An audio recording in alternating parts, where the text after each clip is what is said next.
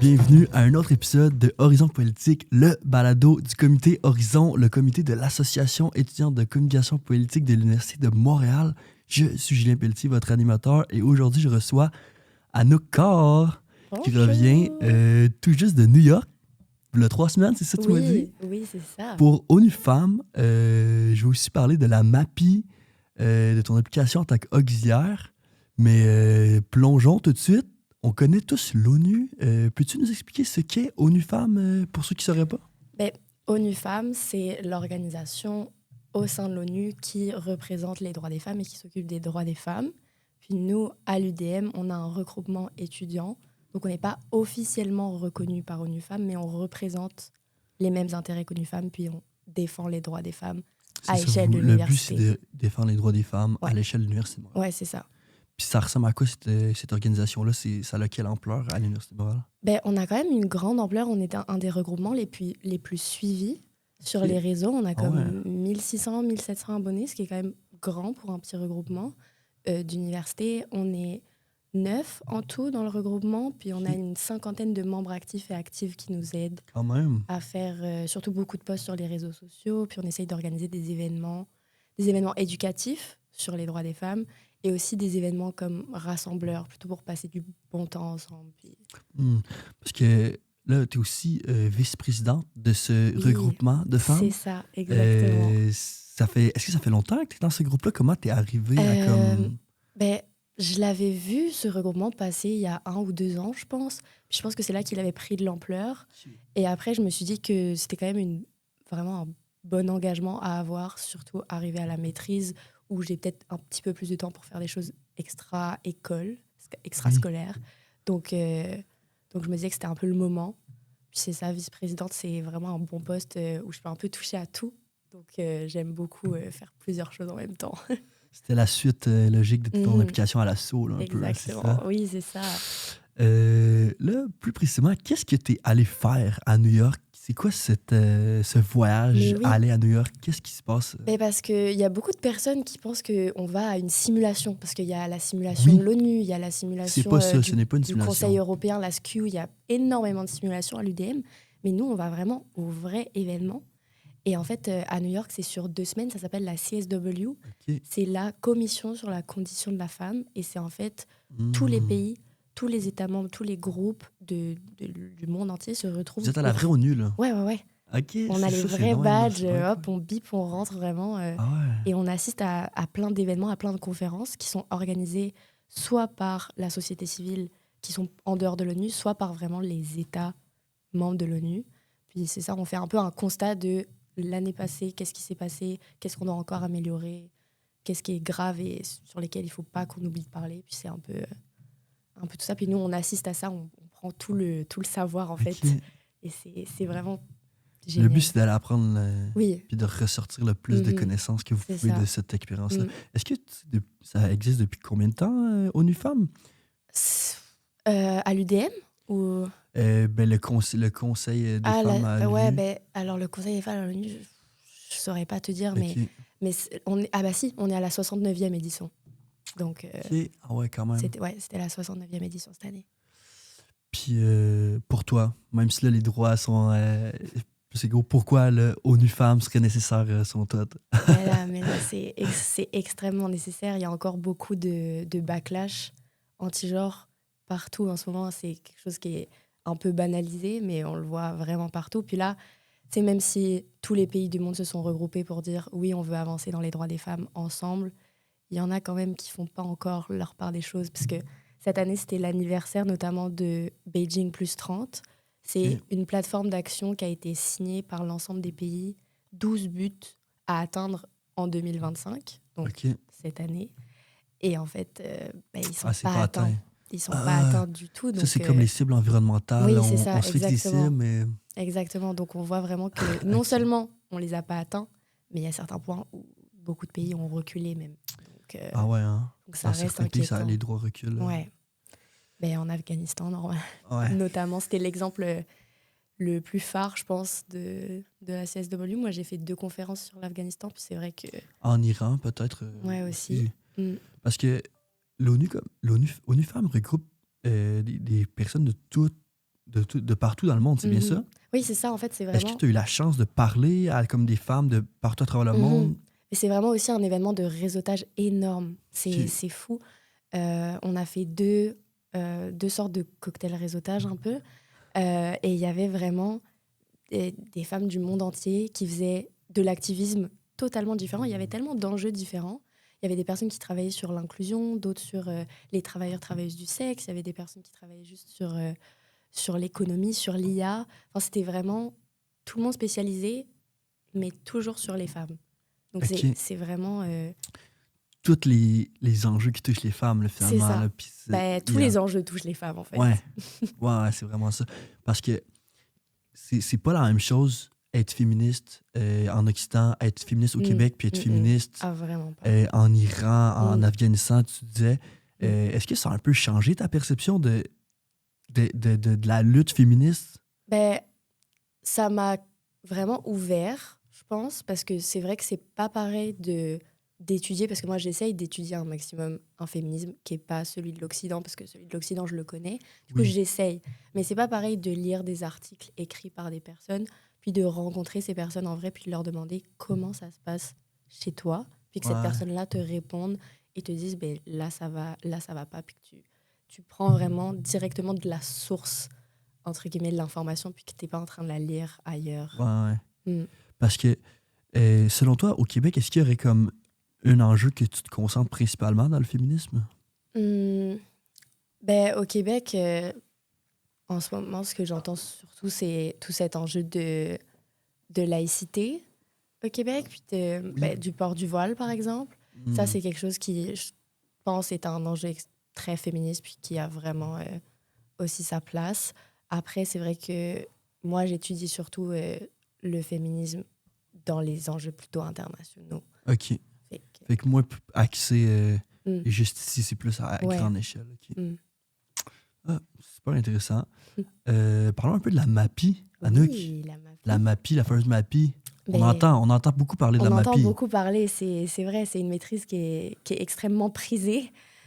Oui, très Mais compétitive, là. c'est très compétitif, mais c'est pour de bonnes raisons. C'est vrai que D'abord, c'est... comment tu trouves ça? Juste question de base, c'est combien de temps tu consacres ta maîtrise? Puis comment Hmm. tu comparerais ça avec le Le bac? bac, ben, je vais parler plutôt pour la MAPI parce que c'est vraiment pas pareil une maîtrise avec un stage puis une maîtrise avec un mémoire et une recherche. Donc la MAPI, c'est vraiment axé sur la professionnalisation, puis vraiment, le but, c'est que tu sors de la MAPI, t'as une job. Ouais. Genre, vraiment, c'est c'est ça le but. Et c'est vraiment toucher à la réalité. Enfin, on a deux grands cours obligatoires à l'automne et à l'hiver. Le premier, on va écrire des lettres d'opinion qu'il faut publier. On va écrire des notes de briefage qui peuvent être quelque chose qui est vraiment demandé quand tu travailles en politique sur des enjeux. C'est vraiment, c'est des devoirs, mais qui en fait seraient comme des tâches régulières que tu pourrais Hmm. avoir dans une job. Donc c'est vraiment intéressant de le faire. Les travaux, c'est comme. Quelque chose qu'on pourrait te demander dans un travail, là. C'est ça. OK. Donc, il n'y a pas d'examen, déjà. Donc, ça, c'est un grand changement, je pense, par rapport au bac. Le fait que La ta notation ne note, fonctionne pas en c'est fonction ouais, des c'est les examens. rendus. C'est vraiment OK. tes rendus. Puis, c'est aussi une chose qui change énormément du bac, je pense, c'est cette idée de séminaire et cette idée que c'est pas un cours magistral de 50 personnes qui sont toutes alignées avec le prof devant. C'est cette idée plutôt de cercle d'une vingtaine d'étudiants qui discutent ensemble sur un sujet, sur plusieurs lectures qui ont été données avant. Et c'est le prof et les étudiants qui en parlent ensemble et qui débattent ensemble. Puis ça, c'est quelque chose qu'on ne voit pas forcément au bac, parce qu'au bac, c'est plus quand même plus magistral. Hmm. Alors que là, C'est plus axé sur l'échange, puis oui, la la discussion. participation est plus active. Oui, ben, la OK. participation est une grande partie de la note. Quand même, Ouais, 20 ouais. à 30% des fois de ta note, c'est ta participation en classe. Hmm. Donc, Puis, toi qui es diplômé de Compol, comme, est-ce que, de un, tu trouves que tu étais comme bien préparé à la MAPI? Parce qu'on sait que c'est une maîtrise qui est, en fait, c'est beaucoup des gens de Sciences Po qui accèdent oui. à ça. T'étais-tu bien préparé à la MAPI? Hein? Honnêtement, oui. Je pense que le Compol, ça reste quand même quelque chose qui s'enligne bien avec la MAPI. Il y a quand même il y a 3 spécialisations dans la MAPI que tu peux choisir. Il y a politique publique, diplomatie, relations internationales et communication et politique. Donc, ça reste quand même au centre. Puis, ça se voit un peu partout. Enfin, moi, je sais que plusieurs fois pendant les cours, j'ai dit, dans mes cours de communication politique, Ah ouais, c'est j'ai vrai? appris ça. Oui, et Ok, c'est vraiment ok. lié à ce qu'on apprend. Puis, c'est limite même une touche en plus que Ok. les étudiants en Sciences Po n'ont pas, Parce que toi, forcément.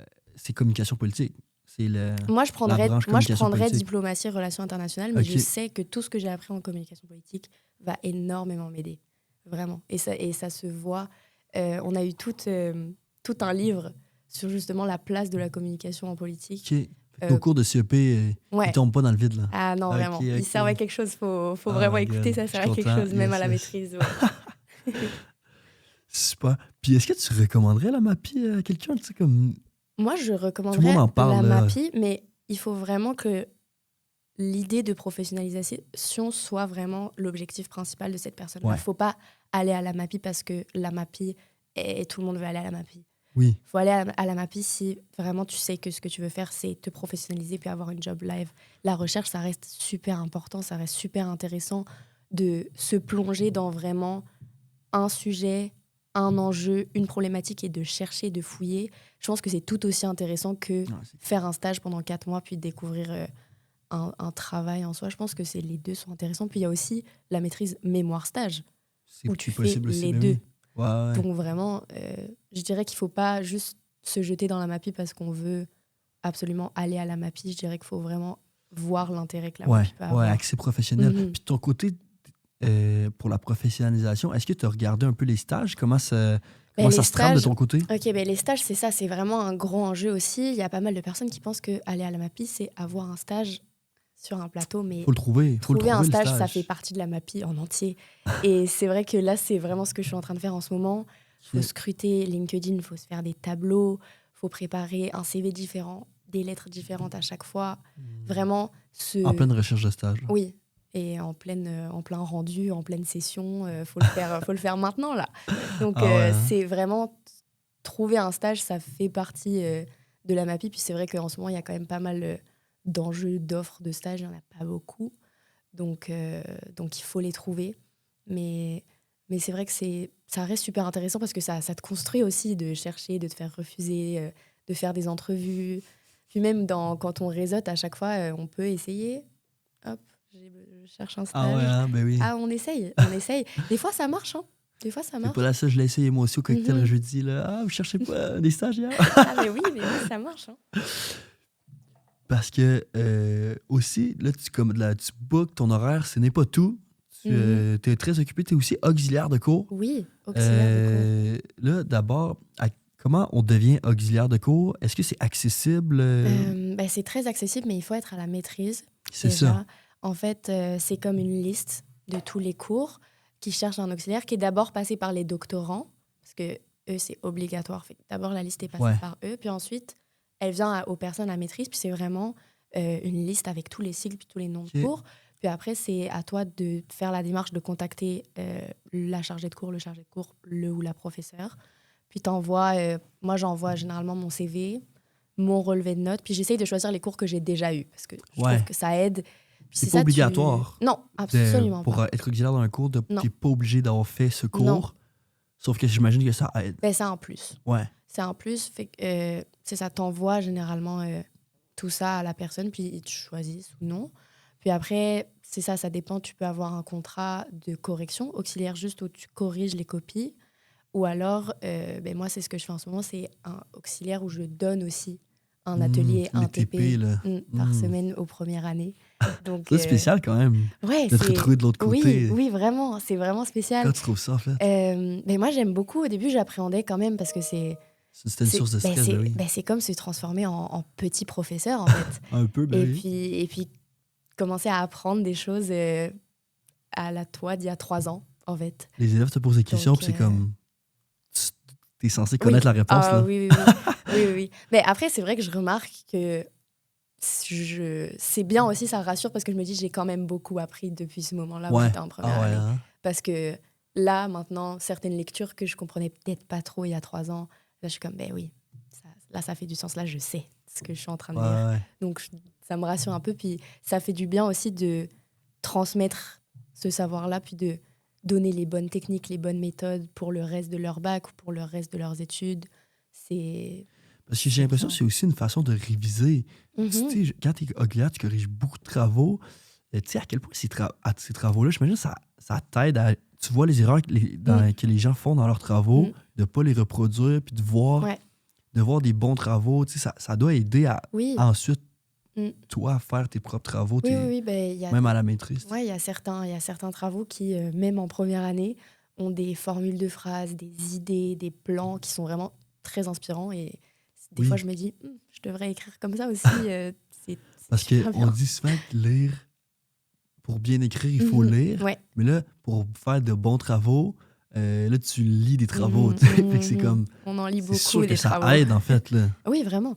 Vraiment. Puis même faire la différence entre justement un premier TP, par exemple, d'un première année ou qui vient de commencer l'université Ouais. et, et de pouvoir justement donner des conseils aussi pour que par la suite, ses travaux après soient encore mieux. C'est vraiment bien aussi de réussir à... En fait, c'est le suivi aussi que j'aime bien. Le fait que les élèves qu'on te donne vraiment en janvier, jusqu'en avril, tu vas leur donner des conseils, les aider.